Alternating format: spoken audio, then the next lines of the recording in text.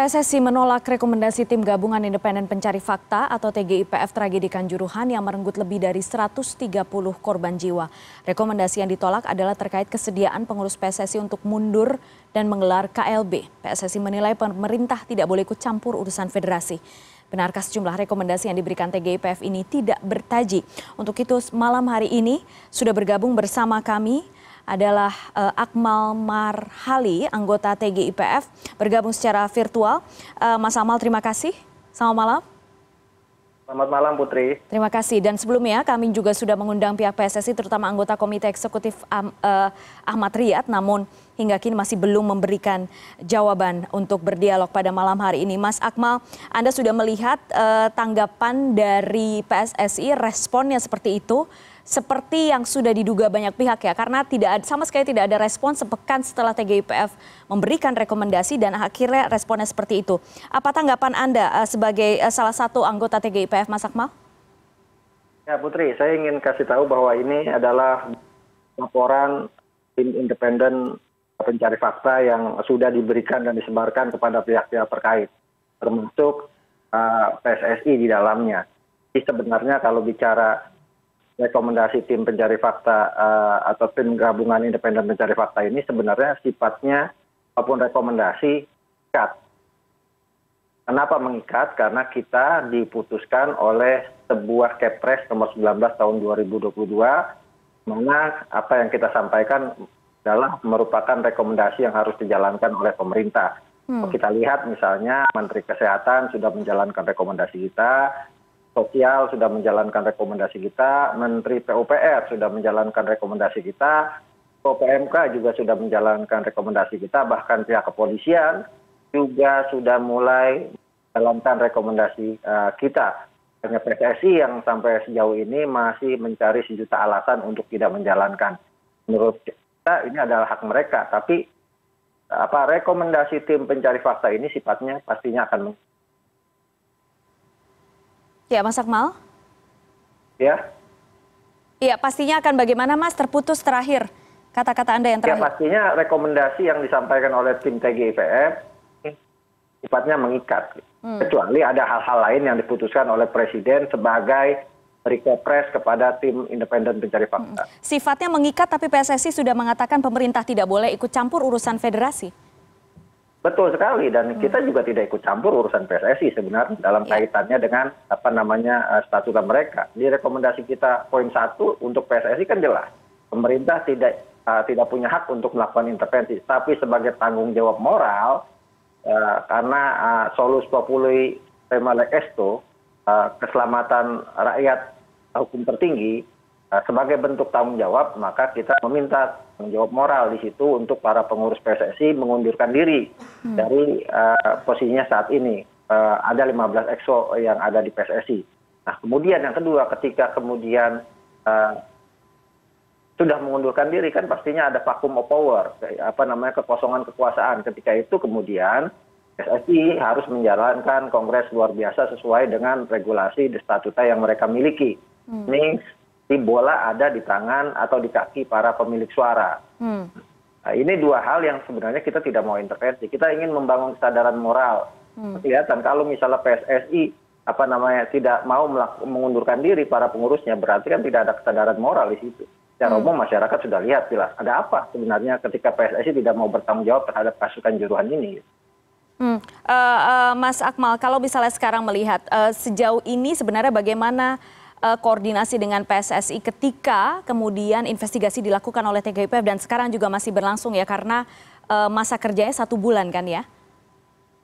Ya, kalau kita bicara koordinasi seperti apa, kita tidak punya tanggung jawab untuk sejatinya ya, untuk melaporkan hasil investigasi kita ke PSSI. Karena berdasarkan Kepres 19 tahun 2022, kita hanya melaporkan tanggung jawab atau kerja kita independen kepada Presiden. Dan itulah kemudian pada tanggal 14 Oktober 2022 Presiden menerima kita di Istana Negara untuk mendengar secara langsung laporan kita, kemudian rekomendasi-rekomendasi yang kita berikan.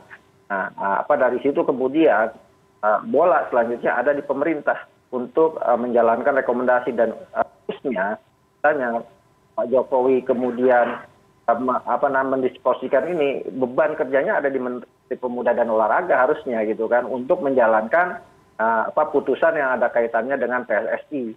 Kenapa? Yang departemen lain kan berjalan sesuai dengan posisinya masing-masing. Departemen Sosial berjalan dengan menterinya, kemudian PUPR juga dengan menterinya, Kesehatan dengan menterinya. Nah, PSSI kan bukan bagian dari negara. PSSI adalah organisasi, tapi di bawah pengawasan berdasarkan undang-undang keolahragaan, di bawah pengawasan Menpora. Harusnya Menpora yang kemudian banyak menekankan ini kepada PSSI untuk menjalankan rekomendasi yang dikeluarkan oleh tim independen pencari fakta. Kalau misalnya melihat sekarang yang terjadi saat ini, jadi publik kan memang, Anda tadi mengatakan Mas Akmal, sekarang silahkan publik melihat, tapi kemudian publik juga ada pertanyaan juga yang ditimbulkan, lalu bagaimana dong rekomendasi TGIPF ini? Artinya tidak memiliki kekuatan untuk mendorong, sekalipun memang sudah berulang kali dikatakan, juga dikatakan oleh Menko Polhukam juga bahwa ada budaya adiluhung dan ada juga kesadaran moral. Bagaimana sekarang Mas Akmal? Ya kan proses tetap berjalan. Proses tadi kan ada 4 proses yang dijalankan dalam kaitannya dengan kasus tragedi Kanjuruhan. Pertama adalah proses hukum pidana, 2 proses hukum data, 3 proses hukum administrasi, 4 proses hukum moral. Yang kita kedepankan saat ini kan baru menganjurkan dalam kaitannya dengan moral. Nah, apakah kemudian dengan moral ini tidak terketuk, kan bisa jadi kemudian masuk nanti ke hukum pidana gitu. Kalau hukum pidana kemudian masuk, bisa jadi akan banyak lagi tersangka-tersangka yang terlibat dalam kasus tragedi Kanjuruhan. Kita kan sudah merekomendasikan kepada pihak polisian untuk melakukan pengusutan, penyelidikan, dan juga mengembangkan kasus ini agar tersangkanya bukan cuma 6 yang sudah diumumkan, tapi tambah sesuai dengan kadar kesalahan yang dilakukan. Nah, ini yang kita tunggu sejatinya, bahwa kasus tragedi Kanjuruhan ini kan bukan kesalahan polisi semata, bukan kesalahan pansel semata, bukan kesalahan IB semata, bukan kesalahan security officer semata, tapi kesalahan kolektif. Termasuk di dalamnya kesalahan PSSI, masuk juga di dalamnya adalah kesalahan supporter. Jadi semua yang terlibat dalam kasus ini harus bertanggung jawab, baik itu secara moral, pidana, perdata maupun administrasi. Oke, Mas Akmal, selanjutnya apa langkah yang akan dilakukan oleh TGIPF saat ini, apa yang sedang dan akan dilakukan? Tim TGIPF tidak punya, hanya bertugas untuk menyampaikan rekomendasi. TGIPF tidak punya tugas untuk memberikan tekanan-tekanan. Kenapa? Karena tugasnya adalah menyampaikan rekomendasi ini kepada Presiden untuk selanjutnya negara lah yang melakukan dan mengeksekusi ini. Karena apa? Karena lembaga TGIPF ini bukan lembaga eksekusi, bukan lembaga peradilan.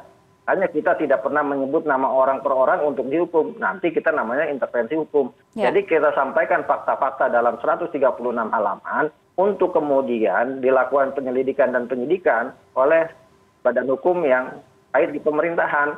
Kemudian bisa saja dikembangkan. Kita hanya menyampaikan bahwa banyak pihak atau personal yang harusnya bisa menjadi tersangka dalam kasus ini. Termasuk misalnya PSSI bisa jadi tersangka dalam 2 hal. Dalam kaitannya dengan sebuah korporasi, dalam peraturan Mahkamah Agung nomor 13 tahun 2016, ada di situ tentang tata cara berpidana korporasi.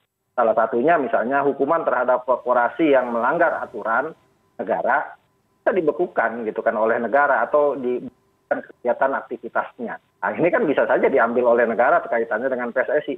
Kenapa? Karena bagaimanapun kasus tragedi Kanjuruhan ini terjadi karena ada sepak bola. Sepak bola ini kan di bawah naungan PSSI gitu. Kalau kemudian penyebab utama meninggalnya gas air mata memang dari pihak kepolisian.